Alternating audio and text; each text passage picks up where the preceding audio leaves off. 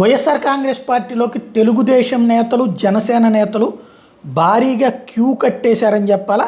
తాజాగా చూసుకుంటే జగన్ రేపు టూర్కి వెళ్లే ముందు వరుసపెట్టి చేరికలు. ఇందులో వెంకటగిరి తెలుగుదేశం పార్టీ సీట్ ఆశించి దెబ్బతిన్నటువంటి మస్తాన్ యాదవ్ నుంచి యలమంచిల రవిని పిలిపించి మాట్లాడారు.